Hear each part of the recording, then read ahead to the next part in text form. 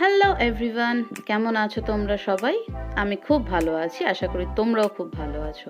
এই যে কেকের ফটোটা দেখছো, এটা আমার একটা ফ্রেন্ড আমাকে পাঠিয়ে বললো তার মা বাবার অ্যানিভার্সারিতে বানিয়ে দিতে। তো সেটাই আমি আজকে তোমাদের সঙ্গে শেয়ার করে নিচ্ছি। তো প্রথমেই আমি যেরকম কেকের বেসটাতে একটু ক্রিম লাগিয়ে নিলাম, নিয়ে আমি ফার্স্ট লেয়ারটাকে বসিয়ে দিলাম। বসিয়ে দিয়ে এবার আমি ওপরে কিন্তু সুগার সিরাপ দিয়ে কেকটাকে ভালো করে স্প্রে করে কেকটা ময়েস্ট করে নেব। তো কেকটা ময়েস্ট হয়ে গেছে। এবার আমি হুইপড ক্রিমটাকে আগে থেকেই বিট করে রেখেছিলাম একটা বড় বাটিতে। এবার আমি ওখান থেকে কিছুটা হুইপড ক্রিম আলাদা করে একটা কন্টেনারে নিয়ে সেটার মধ্যে কিন্তু আমি হালকা ইয়েলো কালার মিশিয়ে দেব।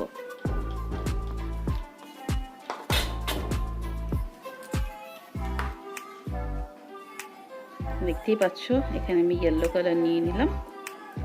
ইয়েলো কালার নিয়ে ক্রিমের সঙ্গে কালারটাকে ভালো করে মিক্স করে নিচ্ছি।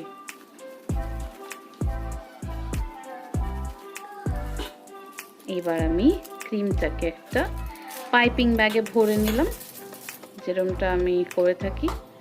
এইবার পাইপিং ব্যাগটার মধ্যে পাইপিং ব্যাগের ক্রিমটা আমি কেকটার মধ্যে ভালো করে কোট করে দেব ফার্স্ট লেয়ারে।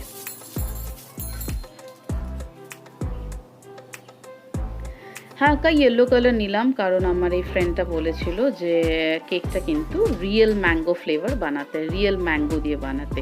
তো যেহেতু ম্যাঙ্গোর কালারটা ইয়েলো, তো সেটার সঙ্গে ম্যাচ করে আমি ক্রিমটার কেক কালারটা, ভেতরের ক্রিমটার কালারটা হালকা ইয়েলো দিয়ে দিয়েছি। তো এখানে আমার একটা ক্রিম কোট করা হয়ে গেছে, আমি সেকেন্ড টাইম একটা কোট করে নিচ্ছি।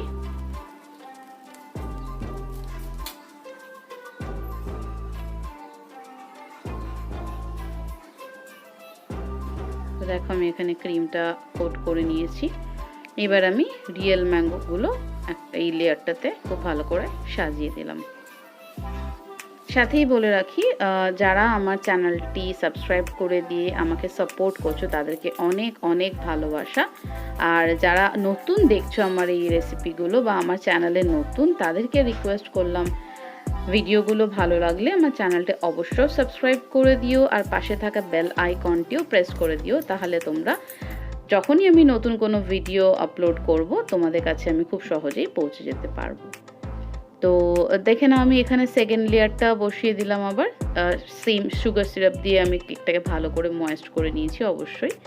নিয়ে আমি সেকেন্ড লেয়ারিংও করে দিলাম ক্রিমের, সেমভাবে যেরকম আমি ফার্স্ট লেয়ারটা করেছিলাম সেকেন্ড লেয়ারটা আমি সেমভাবে করে এটার উপরে কিন্তু অরিজিনাল ম্যাঙ্গোগুলো সাজিয়ে দেব।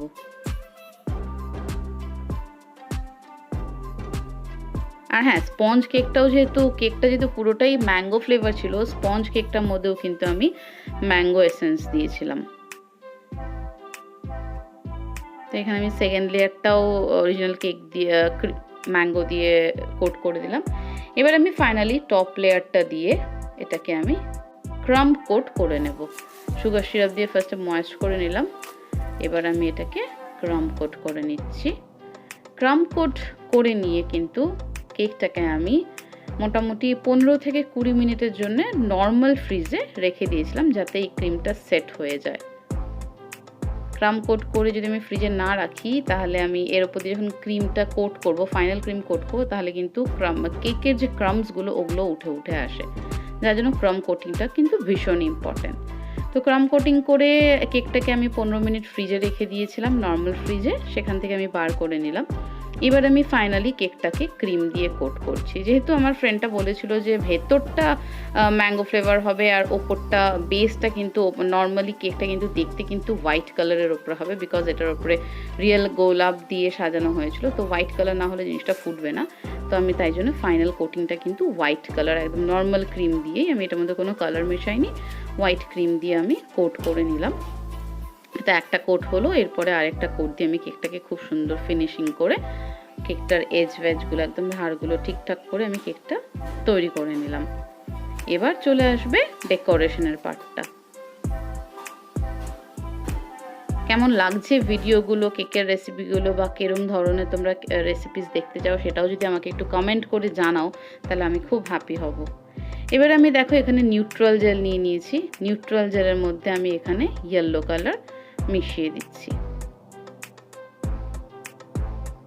ইয়েলো কালার মিশিয়ে দিয়েছি আর একটু হোয়াইট কালারও মিশিয়ে দিয়েছি, তাহলে ম্যাঙ্গো সিরাপের মতন কালারটা চলে আসবে। দেখো দেখে মনে হবে এটা এক্স্যাক্ট ম্যাঙ্গো পিউরি।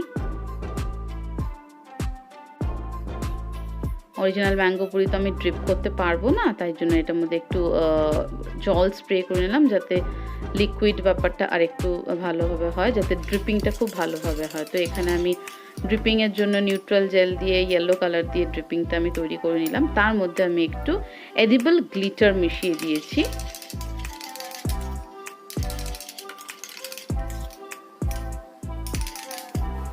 দিয়ে আমি এটাকে সাইড করে রেখেছি। এবার ওপরের যে ডিজাইনটা দেখছো, এটা আমি যখন করছি তখন আমি হঠাৎ করে দেখি আমার মেমোরি ফুল হয়ে গেছে আর আমার মানে ভিডিওটা স্টপ হয়ে গেছিলো। আমি এটা পরে নোটিস করেছি। তো উপরের ডিজাইনটা কিছুই না, আমরা যে সিলিকন ব্রাশগুলো হয় কুকিংয়ের জন্যে, কুকিং ব্রাশগুলো, সেই ব্রাশটা দিয়ে আমি ডিজাইনটা করে নিয়েছি। আমি অন্য কোনো ভিডিওতে অবশ্যই তোমাদের সঙ্গে আমি এটা শেয়ার করে নেব ডিজাইনটা। তো দেখো আমি এখানে ওই যে জেল কালারটা দিয়ে যে ড্রিপিংটা বানিয়েছিলাম, সেটা দিয়ে আমি একটা সাইড দিয়ে মনে হচ্ছে একটা ম্যাঙ্গো সিরাপের মতন করে ড্রিপিংয়ের একটা ডিজাইন করে দিলাম। এবার আমি এখানে অরিজিনাল রোজ নিয়ে নিয়েছি। রোজটাকে কিন্তু আমি একটা ভেজা টিস্যু দিয়ে খুব ভালো করে পরিষ্কার করে নিয়েছি। রোজের পাপড়িগুলো তো ডেফিনেটলি পরিষ্কার করা যাবে না, কিন্তু স্টিকগুলো বা পাতাগুলো ছাড়িয়ে নিয়ে ওগুলোকে আমি খুব ভালো করে ক্লিন করে নিয়েছি। এবার আমি এই রোজগুলোর মধ্যে কিন্তু দেখো আমি এখানে তোমাদেরকে শো করে দিচ্ছি, একটা ভেজা ন্যাপকিন দিয়ে, একটা ভেজা রুমাল দিয়ে আমি এগুলোকে খুব ক্লিন করে নিলাম ভালোভাবে।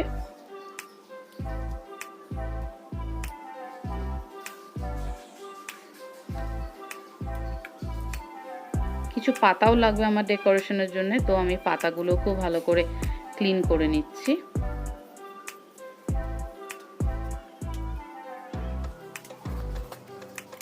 এইবার আমি একটুখানি নিউট্রাল জেল নিয়ে রোজগুলোর মধ্যে লাগিয়ে নেব আর পাতাগুলোর মধ্যে লাগিয়ে নেব। এটা লাগিয়ে নিচ্ছি যাতে আমার কেকের মধ্যে যাতে মানে ফুলের যে স্টিকটা তার কোনো জার্মস যাতে ভেতরে ঢুকতে না পারে। তো এবার আমি কেকটাকে ডেকোরেট করে দিচ্ছি রিয়েল ফ্লাওয়ার দিয়ে।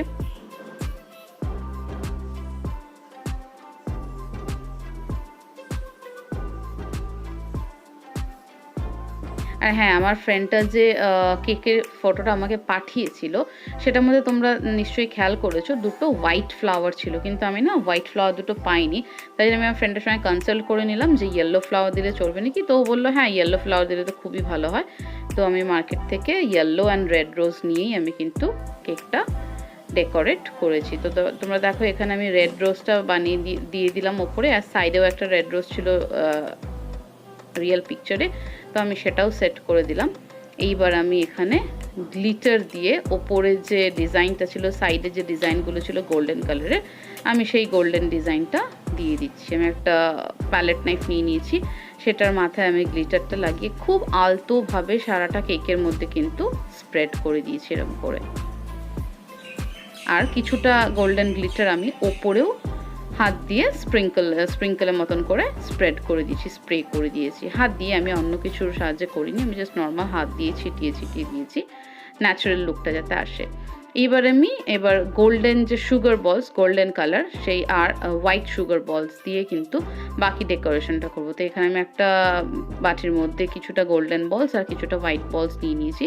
এবার আমি এটাকে এক একটা করে সুন্দর করে কেকের ওপরে খুব ন্যাচারাল লুকস যাতে আসে সেরকমভাবে ড্রপ করে দিচ্ছি।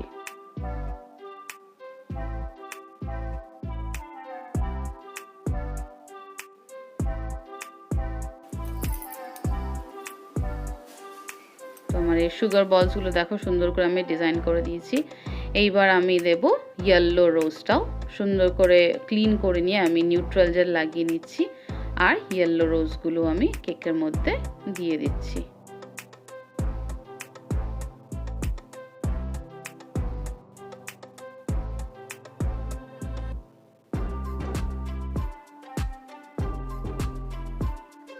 হোয়াইটের উপর রেডের একটা কম্বিনেশনটা দুর্দান্ত লাগে, তাই না? যে কোনো ক্ষেত্রে শাড়ি বললেও হোয়াইট রেড শাড়ি দুর্দান্ত, আর এরকম হোয়াইট আর রেডের কম্বিনেশনটাই ফাটাফাটি। তো এখানে আমার ডেকোরেশন তো অলমোস্ট কমপ্লিট। এবার শুধু আমি হ্যাপি অ্যানিভার্সারি ট্যাগটা লাগিয়ে দিলাম, আর আমার কেকটা কিন্তু রেডি হয়ে গেছে। আর আমার ফ্রেন্ডটা কিন্তু কেকটা দেখে ভীষণ খুশি হয়েছে, আর কেকটা খেতেও ওরা বলেছে, মানে আমি রিভিউ পেয়েছি কেকটা খেতে খুব সুন্দর হয়েছে। তো এই দেখো আমার কমপ্লিট কেকের লুকটা কেরম লাগলো অবশ্যই কমেন্ট করে জানিও, আর ভালো লাগলে একটা লাইক আর শেয়ার প্লিজ করে দিও। টাটা।